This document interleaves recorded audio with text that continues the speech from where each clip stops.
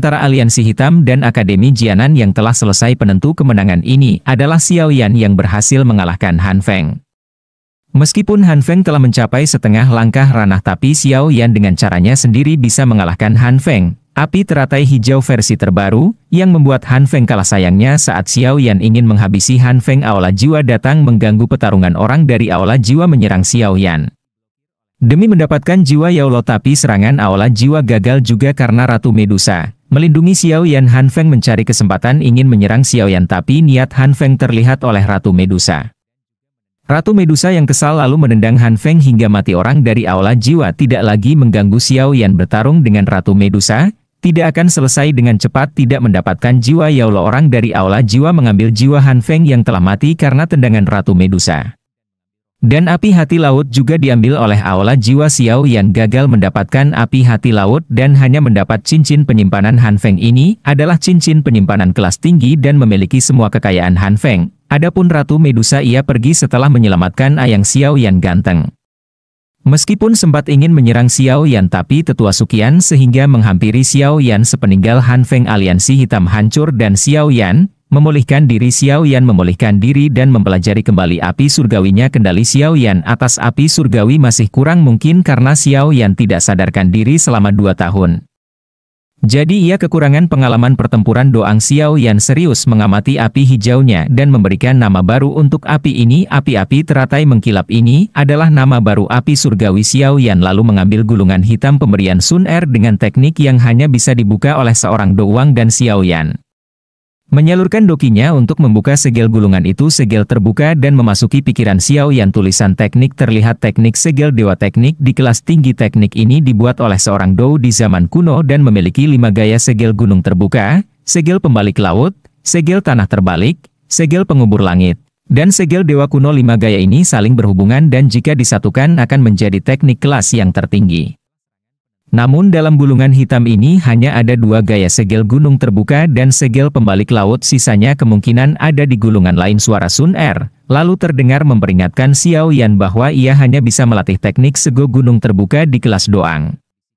Adapun teknik pembalik laut harus dilakukan di kelas doang, namun Sun Er berpesan agar tidak menggunakan teknik ini sembarangan, hanya bisa digunakan terdesak saja. Setelah itu Xiao yang menyiapkan rencana untuk kembali ke Kekaisaran Jiama. Dendam dengan sekte Mystic Cloud harus diselesaikan. Xiao Li dan Xiao Yan membuat wilayah baru di sudut hitam. Xiao Yan pergi ke pegunungan untuk pelatih teknik sego gunung terbuka tapi Xiao Yan menyadari bahwa Ratu Medusa mengikutinya. Ratu Medusa segera turun setelah Xiao Yan memanggilnya dan memancarkan niat pembunuh tapi Xiao Yan tetap santai. Xiao Yan berkata bahwa Ratu Medusa tidak bisa membunuhnya karena masih terpengaruh oleh ular piton kecil. Meskipun telah bergabung kehendak ular piton kecil yang terus mengikuti Xiao Yan lalu membuat kesepakatan dengan Ratu Medusa. Xiao Yan akan membuatkan pil pemulihan jiwa untuk menghilangkan kehendak ular piton kecil tapi Ratu Medusa berusaha harus tetap bersamanya selama 1 tahun dan membantu jika diperlukan. Ratu Medusa setuju akan kesepakatan ini.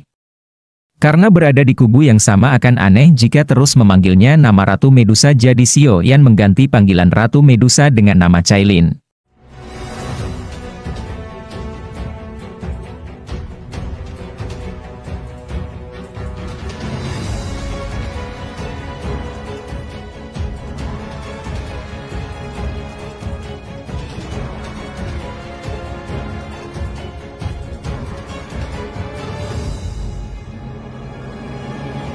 Membuat kesepakatan jika Ratu Medusa melindunginya selama 1 tahun. Xiao Yan akan membuat pil pemulihan jiwa. Pil pemulihan jiwa ini adalah tingkat 6. Dengan pil ini Ratu Medusa akan sepenuhnya mengendalikan tubuhnya tanpa gangguan ular piton 7 warna. Ratu Medusa setuju dengan kesepakatan ini. Xiao Yan lalu memberikan nama panggilan kepada Ratu Medusa, Cailin. Mulai sekarang Xiao Yan terus mempelajari jurus pertama, jurus gunung terbuka. Jurus gunung terbuka adalah jurus tingkat tertinggi. Jurus ini lebih sulit dilatih daripada jurus tsunami pemecah api karena jurus ini mengharuskan Xiao Yan membuka 3 jalur ki. Xiao Yan harus berlatih keras. Wilayah sudut hitam kota Fang. Gerbang Xiao yang menguasai kota Fang membuat beberapa faksi lain iri. 3 faksi kelas pertama berencana mengambil alih kekuasaan gerbang Xiao. Faksi kelas pertama merupakan faksi yang dipimpin oleh Doang. 3 faksi menjerang berarti juga ada 3 doang. Xiao Li tidak bisa mengatasi masalah ini sendiri, jadi Xiao Li mengirim pesan bantuan kepada Xiao Yan. Xiao Yan telah selesai berlatih jurus gunung terbuka dan setelah menerima pesan dari Xiaoli, Xiao Yan langsung segera pergi ke wilayah sudut hitam. Xiao Yan tidak pergi sendiri tapi Xiao Yan membawa Cailin bersama kota Feng. 3 faksi besar telah bergerak, ini adalah faksi Sekta Langit Gelap, Gerbang Lo Usha dan Geng Singa Liar. Dipimpin 3 doang mereka ini adalah doang yang masuk peringkat 10 besar di wilayah sudut hitam. 3 doang ini mendesak Xiaoli untuk menyerahkan kota Feng, tapi Xiaoli berkata bahwa ketua gerbang Xiao bukanlah dirinya. 3 doang itu tidak percaya. Tepat ketika itu Xiao Yan datang. Xiao Yan lalu memperkenalkan dirinya. Ketika mendengar nama Xiao Yan, ketiga doang itu menegang. 3 doang ini takut. Tapi mereka memberanikan diri karena menang. Jumlah Xiao Yan mungkin kuat tapi menghadapi 3 doang itu akan sangat sulit. 3 doang ini ingin mencoba memberikan tekanan tapi lagi-lagi mereka ketakutan melihat kemunculan Cailin di belakang Xiao Yan tanpa disadari. Kelas dosong. 3 doang ini menyadari kekuatan Cailin. 3 doang ini menekan harga dirinya. Mereka berkata bahwa ini hanyalah salah paham. Mereka meminta maaf dan ingin mundur. Xiao Yan menahan mereka. Xiao Yan berkata karena mereka menginginkan kota Fang. Xiao Yan bersedia berbisnis. Xiao Yan berjanji akan membagi kekayaannya kota Fang asalkan 3 faksi ini bersedia membantunya melawan sekte Mystic Cloud. Mendengar sekte Mystic Cloud, 3 doang ini bingung. Sekte Mystic Cloud adalah sekte tingkat 1. Sekte Iru juga memiliki dosong Xiao Yan. Menyadari kegelisahan hati mereka, Xiao Yan lalu menambahkan jika mereka setuju membantu Xiao Yan akan memberikan pil huang sebagai hadiah. Pil huang adalah pil peningkat kekuatan. Jika seorang doang menggunakan pil huang ini kekuatannya akan naik 1-2 bintang. 3 doang ini akhirnya setuju dengan kesepakatan Xiao Yan. Xiao Yan ingin segera kembali ke Kekaisaran Jiama dan menghancurkan sekte Mystic Cloud, tapi sebelum itu ia juga harus menaikkan kekuatannya. Xiao Yan juga harus membangunkan kembali Yaolau. Untuk itu Xiao Yan menyuruh Xiaoli untuk mencarikan bahan obat.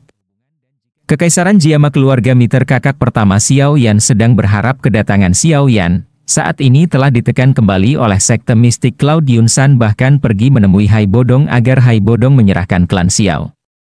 Hai Bodong menolak dan melawan, tapi tentu saja Hai Bodong bukan lawan Yunsan. Yunsan memberikan pilihan tunduk kepada sekte Mystic Cloud atau pergi dari Kekaisaran Jiama dan menyerahkan klien Xiao. Yunsan memberikan waktu 1 bulan untuk itu. Sekian dari pembahasan dari Mimin, tunggu episode ke-48 ya guys, dan jangan lupa like, komen dan subscribe BA guys. Bye bye guys, jangan lupa like, komen, dan subscribe. Jangan lupa tonton video selanjutnya. Kan seru guys.